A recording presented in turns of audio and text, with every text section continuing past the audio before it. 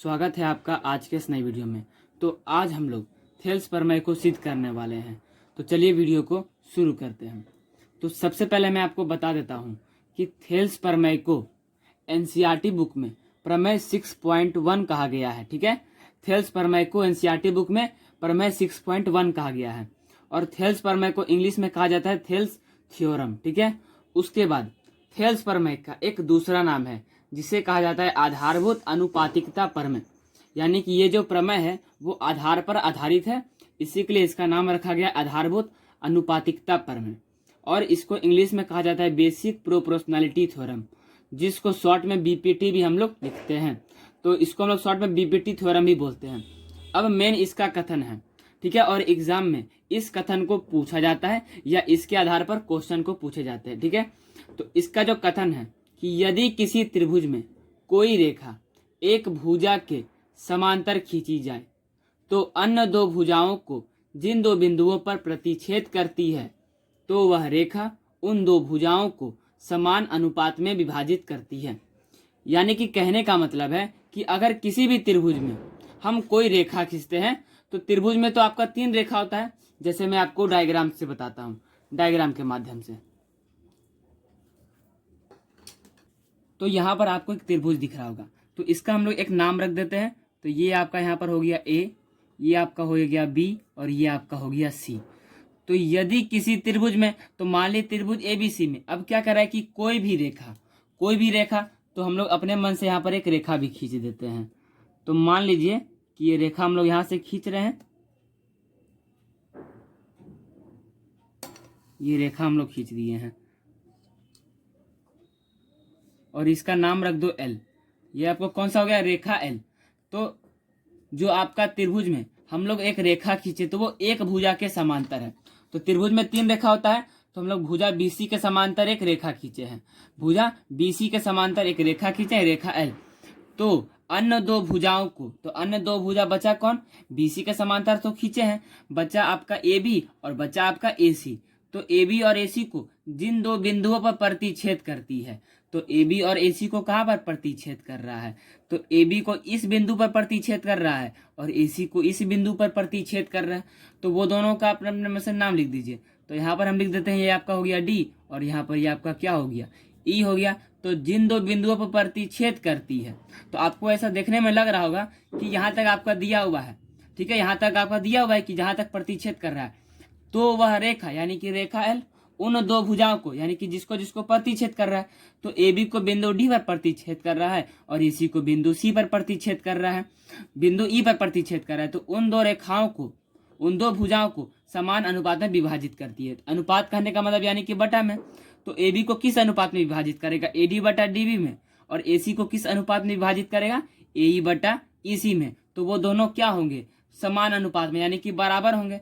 ठीक है, तो यही आपका कथन कह रहा था कि यदि किसी त्रिभुज में कोई रेखा एक भुजा के समांतर खींची जाए तो अन्य दो भुजाओं को जिन दो बिंदुओं पर प्रतिच्छेद करती है तो वह रेखा उन दो भुजाओं को समान अनुपात में विभाजित करती है।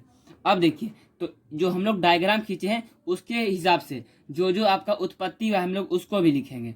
तो यहाँ पर हम लोग उत्पत्ति लिख लेते हैं।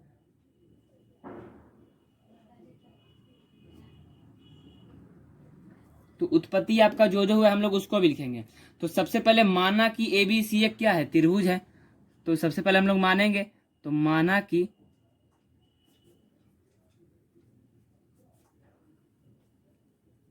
ए बी सी एक त्रिभुज है। उसके बाद रेखा एल, उसके बाद जिसमें रेखा एल, जिसमें रेखा एल भुजा किसके, भुजा बीसी के समांतर है। तो जिसमें रेखा एल भुजा बीसी के समांतर है, समांतर है। तो जो अन्य दो भुजा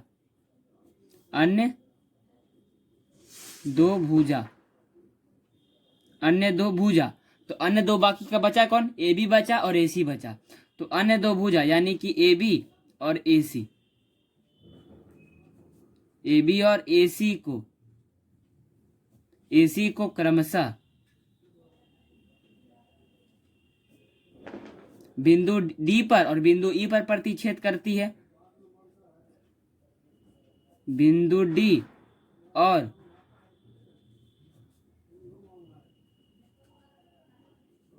बिंदु ई पर प्रतिच्छेद करती है।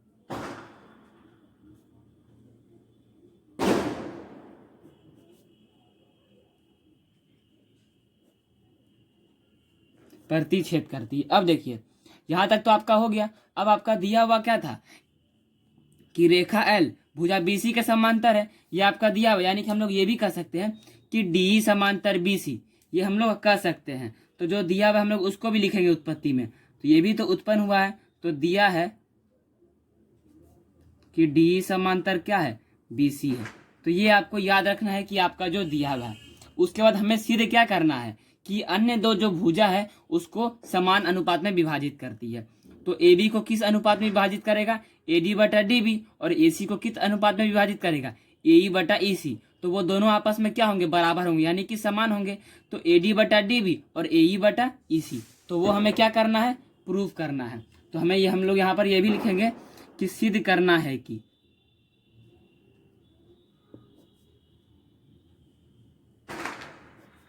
सिद्ध करना है कि, यहाँ पे वो भी हम लोग लिखेंगे। तो हमको सिद्ध क्या करना है कि ए बी सी जो त्रिभुज है, जो अन्य दो भुजा है ए बी और ए सी को समान अनुपात में विभाजित करती है। तो जिसको विभाजित करना है वो भी लिखेंगे।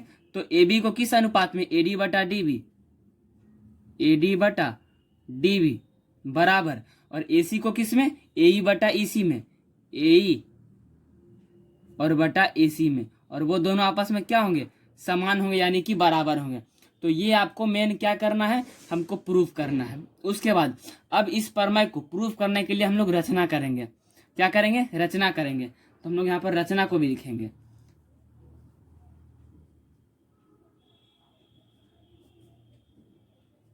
अब हम लोग रचना क्या करेंगे कि पहले हम लोग लंब डालेंगे, ठीक है।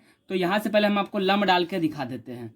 हम लोग लंब क्या करेंगे, तो पहले हम लोग इस पर भुजा बीसी पर, सॉरी भुजा ए बी पर लंब डालेंगे, भुजा ए बी पर लंब डालेंगे। तो यहाँ पर ये आपका लंब का साइन बना देते हैं, और भुजा ए सी पर भी लंब डालेंगे डी से, ठीक है, लंब डाल दिए हैं। और यहाँ पे भी लंब का क्या कर देते हैं, साइन बना देते हैं। तो इसका एक आप नाम रख दीजिए अपने मन से एम, और इसका अपने मन से नाम रख दीजिए एन, ठीक है। तो ये देखिए ई एम लंब ए बी पर, ठीक है। अब ऐसा नहीं कि ये आपका ए डी होगा, पहले तो ये आपका पूरा था ए बी, ठीक है। तो ई एम लंब ए बी पर, ई एम लंब ए बी पर, उसके बाद ये वाला आपका क्या हो जाएगा, डी एन लंब ए सी पर, ठीक है। डी एन लंब क्या हो जाएगा, ए सी हो जाएगा। तो पहले हम लोग इतना लिख लेते हैं कि ई एम लंब ए बी पर, ई एम लंब ए बी पर, और उसके बाद डी एन लंब ए सी पर, डी एन लंब किस पर होगा, ए सी पर। उसके बाद हम लोग एक रचना और करेंगे कि बी को ई से और सी को डी से मिलाएंगे, ठीक है। बी को ई से, बी को पहले हम लोग ई से मिला लेते हैं,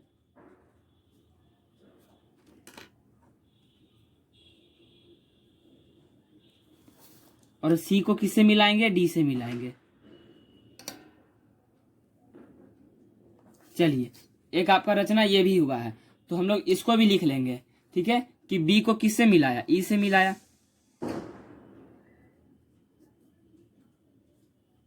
बी को ई से और सी को डी से मिलाया।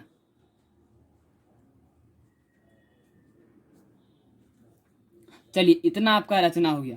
अब देखिए अब हम लोग इसको प्रूफ करेंगे। तो प्रूफ करने के लिए हम लोग किसका प्रयोग करते हैं, तो प्रमाण का प्रयोग करते हैं। तो हम लोग यहाँ पर प्रमाण लिख लेते हैं।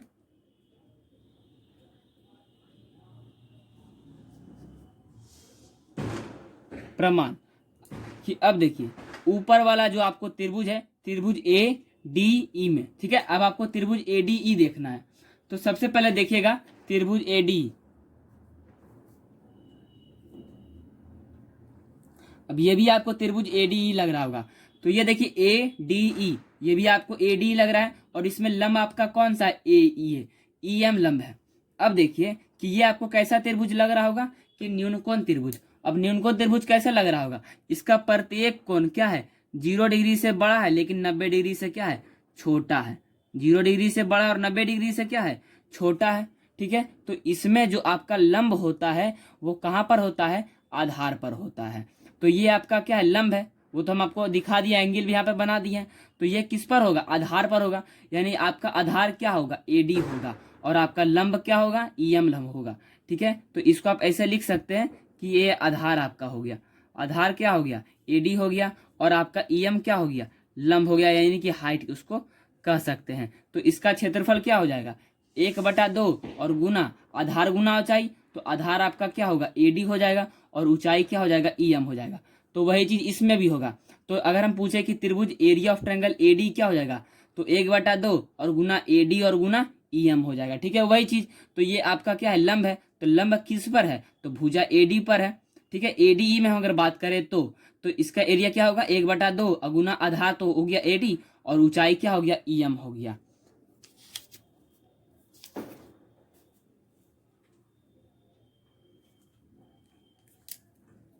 तो जब आधार क्या होगा, जब आधार हो जाएगा एडी,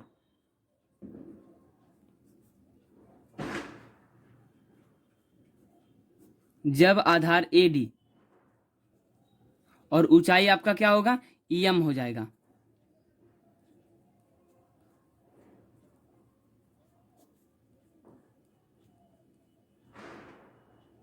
ऊंचाई क्या होगा, ईएम होगा। ठीक है, तो area of triangle A D E, area of triangle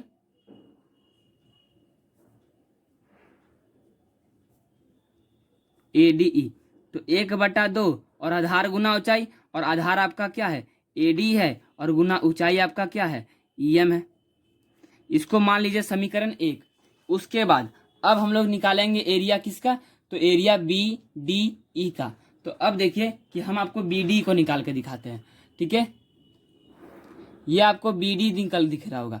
ठीक है, B D E, sorry B D E, और ये भी आपको बी डी लग रहा होगा। ठीक है, अब देखिए कि इसका जो एक कोण है यहाँ पर, ये एक कोण आपको कैसा लग रहा होगा, कि 90 डिग्री से क्या है, ज्यादा है, और 180 डिग्री से छोटा लग रहा होगा। और ये बाकी का दो कोण आपको 0 डिग्री से बड़ा और 90 डिग्री से कैसा लग रहा होगा, छोटा लग रहा होगा। तो जिस त्रिभुज का एक कोण क्या हो, 90 डिग्री से बड़ा हो और 180 डिग्री से छोटा हो, वो कैसा त्रिभुज होता है, तो अधिक कोण त्रिभुज होता है। तो अगर इसका हम एरिया का बात करें, तो ये तो आपको आधार दिख रहा होगा, ये आपका आधार दिख रहा होगा, लेकिन इसका ऊंचाई कहाँ होगा, लंब कहाँ होगा, तो आधार के बढ़ाए हुए भाग पर। यानी कि हम लोग आधार को बढ़ाते हैं और यहाँ से लंब डालते हैं। तो जैसे हम इसको आपको ऐसे करके दिखाएं, ऐसे करके दिखाएं, तो ये तो आपका आधार हो जाएगा, ये आपका क्या हो जाएगा, आधार हो जाएगा। लेकिन ये देखिए आपका टेढ़ा लग रहा है, तो ये कभी भी आपका लंब होगा, तो लंब हम लोग क्या है, ऐसे करके डालेंगे। ठीक है, तो देखिए हम आपको ऐसे उल्टा में करके दिखाते हैं। तो यहाँ से हम लोग क्या करेंगे, आधार को आगे बढ़ा देंगे, आधार को क्या करेंगे, आगे बढ़ा देंगे, आधार को यहाँ से आगे बढ़ा दिए, और ई शीर्ष ई से क्या करेंगे, लंब डालेंगे, शीर्ष ई से लंब डालेंगे। तो लंब डाले हैं, तो यहाँ पर आप लंब का हमेशा साइन बना दिया करिए, और इसका नाम रख दीजिए एम। ठीक है, तो इसका अगर हम एरिया का बात करें तो क्या हो जाएगा, 1/2 और डीबी गुना ईएम। ये देखिए आपको यहाँ पर लग रहा होगा डीबी, और यहाँ पर ईएम, ये आपको ऐसा लग रहा है। तो ऐसा नहीं कि आपका बी एम ई त्रिभुज हो जाएगा, त्रिभुज आपका बी डी ई रहेगा, लेकिन बस हाइट क्या हो जाएगा, ईएम हो जाएगा। क्यों, क्योंकि ये आपका अधिकोण त्रिभुज है, और अधिकोण त्रिभुज में आपका ऊंचाई कहाँ होता है, लंब कहाँ होता है, तो आधार के बढ़ाए हुए भाग पर होता है। तो area of triangle B D E, तो जब आधार क्या हो, जब आधार हो आपका डीबी, जब आधार क्या हो, डीबी हो। तो यहाँ पर इस बात को भी लिखना है कि जब आधार डीबी,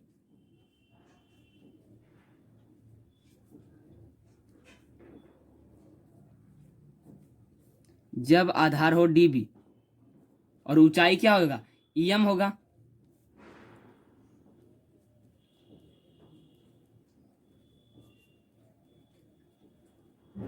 ऊंचाई क्या होगा, ईएम होगा। तो area of triangle B D E, तो area of triangle B D E, तो 1/2 और आधार गुना ऊंचाई, और आधार आपका हो जाएगा डीबी, और ऊंचाई क्या हो जाएगा, ईएम हो जाएगा। तो ये आपका हो जाएगा समीकरण 2। अब देखिए कि समीकरण 1 को समीकरण 2 से भाग दीजिए। समीकरण 1 को समीकरण 2 से भाग दीजिए। तो यहाँ पर लिखना पड़ेगा कि समीकरण 1 और भागा समीकरण 2 से। तो भाग में हम लोग LHS को LHS से भाग देते हैं और RHS को RHS से भाग देते हैं। तो समीकरण 1 का LHS क्या है? Area of triangle ADE। तो यहाँ पर लिखना है कि एरिया ऑफ ट्रायंगल ADE और बटा, और समीकरण 2 का LHS क्या है? Area of triangle BDE। तो यहाँ पर लिखेंगे एरिया ऑफ ट्रायंगल BDE और बराबर। अब देखिए समीकरण 1 का RHS क्या है? 1/2 और गुना AD और गुना EM।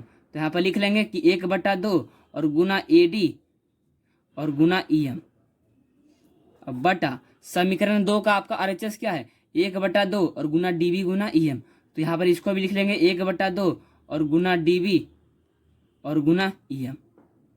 तो जो कटता है उसको काट दिया करिए। तो 1/2 से 1/2 कट गया और EM से EM कट गया, ठीक है। तो बाकी जो बचा उसको यहाँ पर लिख दीजिए। तो यहाँ पर आपका जगह नहीं है, तो एरिया ऑफ ट्रायंगल ADE, तो एरिया ऑफ ट्रायंगल ADE और बटा area of triangle BDE, area of triangle BDE बराबर। यहाँ पर AD बच रहा है और यहाँ पर क्या बच रहा है? DB बच रहा है। यहाँ पर लिख लेंगे AD और यहाँ पर बच रहा है क्या? DB। अब उसके बाद ये देखिए कि हम लोग को यही प्रूफ करना था, AD/DB बराबर AE/EC। तो ये आपका आधा वाला पोर्शन आ गया, यहाँ पर आधा पोर्शन यहाँ पर आपका आ गया है, AD/DB और AD/DB, ठीक है। बस आपको क्या लाना है? आधा और लाना है, यानी कि AE/EC आपको लाना है। तो अब हम लोग आगे बढ़ते हैं, ठीक है। चलिए, तो एरिया ऑफ ट्रायंगल AD और बटा एरिया ऑफ ट्रायंगल BD बराबर क्या आ गया? AD/DB। ये आपका क्या हो गया? समीकरण 3। अब हम लोग आगे बढ़ते हैं। तो अब देखिए, तो ये हम लोग इधर में लिए तो आ गया। अब हम लोग इधर में लेंगे। तो अब देखिए कि जब हम लोग बोलेंगे कि त्रिभुज AD में फिर से, तो लेकिन इस बार आपका आधार क्या हो जाएगा? AE हो जाएगा और ऊंचाई क्या हो जाएगा? DN हो जाएगा। तो हम आपको इसको भी निकाल कर दिखाते हैं, ठीक है। तो अब देखिए यहाँ पर आप कि यही वाला फिगर आपको दिख रहा होगा। तो ये भी आपको कैसा लग रहा होगा? न्यूनकोण त्रिभुज। कैसा लग रहा है? न्यूनकोण त्रिभुज। कैसा? न्यूनकोण त्रिभुज। और न्यूनकोण त्रिभुज में लंब कहाँ होता है? आधार पर होता है। तो ये तो आपका लंब है। क्यों? क्योंकि यहाँ पर तो साइन बना हुआ, ये आपको पता चल रहा होगा। ये आपका क्या है? लंब है। और लंब कहाँ पर होता है? तो आधार पर होता है। तो आपका आधार क्या हो जाएगा? AE हो जाएगा। तो अगर हम इसके एरिया का बात करें तो 1/2 और गुना आधार गुना लंब, और आधार क्या हो जाएगा? AE और लंब क्या हो जाएगा? AD हो जाएगा, ठीक है। चलिए, तो यहाँ पर हम लोग पहले लिख लेते हैं कि जब आधार AE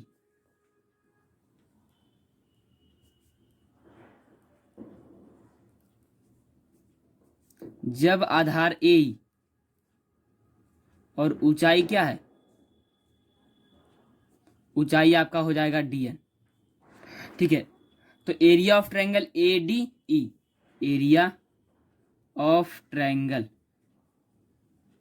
ADE बराबर 1/2 और गुना आधार गुना ऊंचाई, और आपका आधार क्या है? AE है, और गुना DN।